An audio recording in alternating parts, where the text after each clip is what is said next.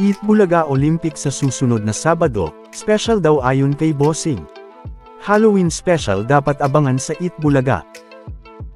Queen Amber, sinabi ang dahilan kung bakit hindi siya nakasama sa Pampanga. Mga singing queens, naging emosyonal, pero umpisa pa lang pala ito ng kanilang career ayon kay Tito Sen. Street Boys, muling nag-perform sa EB stage, at muling nagpasalamat sa Eat Bulaga.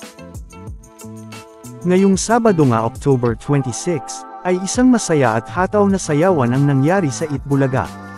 Dito nga, ay unang nag-perform at sumayaw sa EB stage, ay ang nanalo sa Rewind Christmas Edition sa Pampanga, noong October 19. At ang sumunod na, ay ang talaga namang namiss ng mga solid at legit daw bark ads, na Street Boys, na sila rin ang grand winner sa segment ng Eat Bulaga na Rewind the Comeback Stage.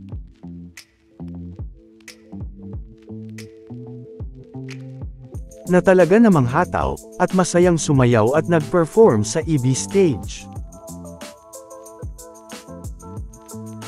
Muli namang nagpasalamat ang Street Boys sa Eat Bulaga, dahil dito nga sila nagsimula.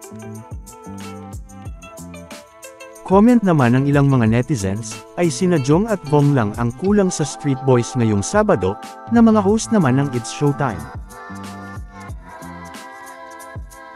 Na matatandaang naging masaya at proud si Jong at Vong sa pagkapanalo ng Street Boys sa Eat Bulaga sa Rewind the Comeback Stage. Na napag-usapan na rin natin noon. Na mababasa din sa article mula sa Abante. Inanunsyo din nila ang reunion concert nila sa November, na kung saan ay kumpleto nga sila sa concert na ito.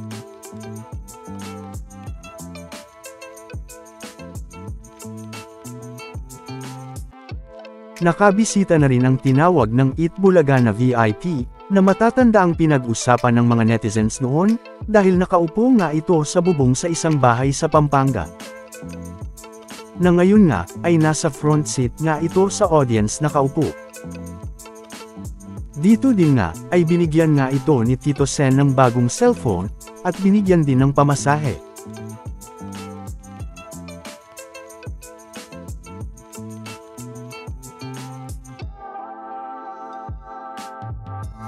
Pero hindi lang yan, dahil may grocery item din itong natanggap, mula pa rin sa Eat Bulaga.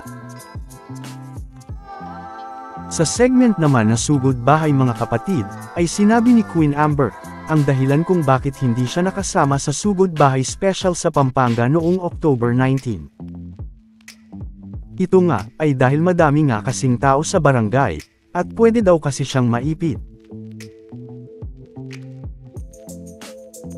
Kinanta na rin ng mga singing queens na talaga namang mga queens, ang kanilang single na Oh Baby, kasama ang sayaw nito.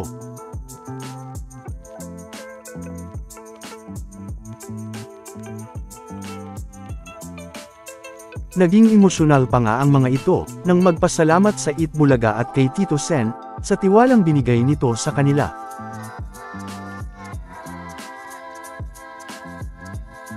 Na talaga namang hinangaan at pinuri ng mga netizens, ang ginawang performance ng mga singing queens sa Eat Bulaga.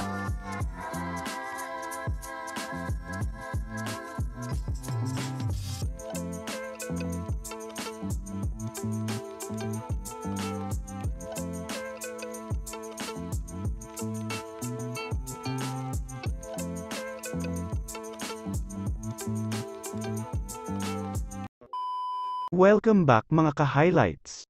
Bago tayo magpatuloy ay maaaring mag-subscribe at i-click ang notification bell para updated kayo sa mga susunod pang videos, at paki-like na rin ang video, share at mag-comment na rin. Maraming salamat po.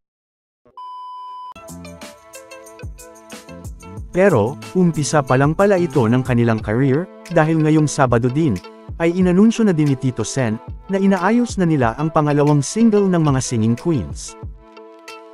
Na kahit nga ang mga singing queens mismo, ay nagulat din sa sinabing ito ni Tito Sen. Kaya naman, ay may bago na namang aabangan ng mga fans at mga legit the bark ads, dahil may susunod pa palang single ang mga singing queens. Samantala, nakasama din sa kantahan ni The Barkads Karen si Sharon at si Nina, para sa opening ng pagpapakilala sa mga e-best scholar. Dito nga ay pinakilala na rin ang 10 sa 30 bagong batch ng mga e-best scholar ng Itbulaga, ngayong taong 2024. Na panibagong matutulungan ng Itbulaga na makatapos ng pag-aaral, at sa pag-abot ng kanilang mga pangarap. At dapat pang abangan ng 20 pang mga e-best scholar na ipapakilala naman sa susunod. Dahil matatanda ang 30 ang lahat ng mga e-best scholar ngayong taon.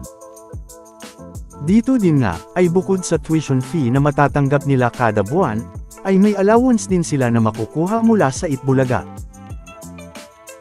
Hindi lang yan, dahil binigyan din sila ng Itbulaga ng bagong cellphone mula naman sa Gizmo Central, na makakatulong din sa kanilang pag-aaral.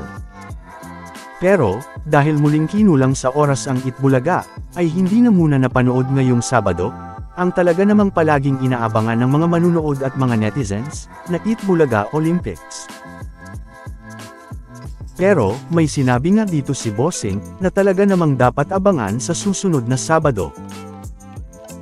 Ito nga, ay matapos sabihin ni Bossing, na special daw ang Itbulaga Olympics sa susunod na Sabado November 2. Na marahil, ay Itbulaga Olympics Halloween special nga ito. Dahil mukhang kasama na rin dito, ang pasabog na Halloween special ng Itbulaga. Na panibagong aabangan na naman sa Itbulaga. Samantala, narito naman ang iba pang mga naging reaksyon ng mga netizens sa muling pagbisita at pag-perform ng Street Boys sa EB stage. Narito ang ilan sa kanila.